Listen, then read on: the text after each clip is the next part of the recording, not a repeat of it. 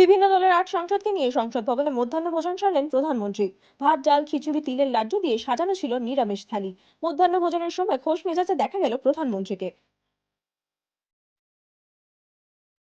আগামী ১৭ই ফেব্রুয়ারি পাকিস্তান সীমান্তে লাগোয়া পোখরানের আকাশে শক্তি প্রদর্শন করবে বায়ুসেনা। আর তার আগে বায়ু শক্তি ২০২৪-এর প্রস্তুতি। রাজস্থানের জয়সলমেরের পর যোধপুর ঘাঁটিতেও প্রস্তুতি বায়ুসেনার।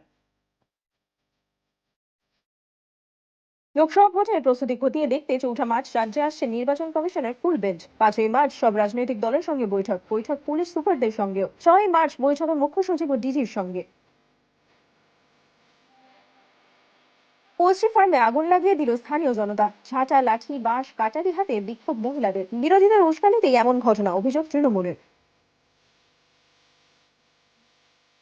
গত ২ থেকে ৩ দিন সন্দেশখালীতে কিছু ঘটনা ঘটছে, তার সঠিক তদন্ত হবে। হিংসার ঘটনায় জড়িতদের বিরুদ্ধে ব্যবস্থা নেওয়া হবে। আজকের ঘটনায় গ্রেপ্তার ৮, দাবি এডিজি আইন শৃঙ্খলা।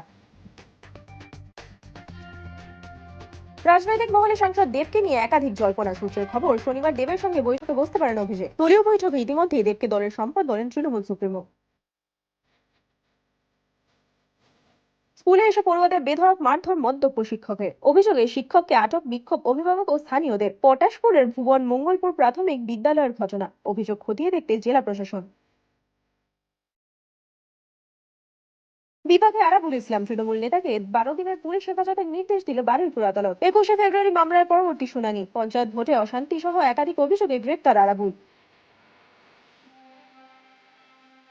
পরনে সাদা পাজামা, পাঞ্জাবি, গেরুয়া কোট, একেবারে সাবেকি পোশাকে কড়া নিরাপত্তার বেষ্টনীতে অযোধ্যার রাম মন্দিরে রামলালার দর্শন সারলেন অমিতাভ বচ্চন। কাজের সূত্রে অযোধ্যা যাত্রা বিগ বির।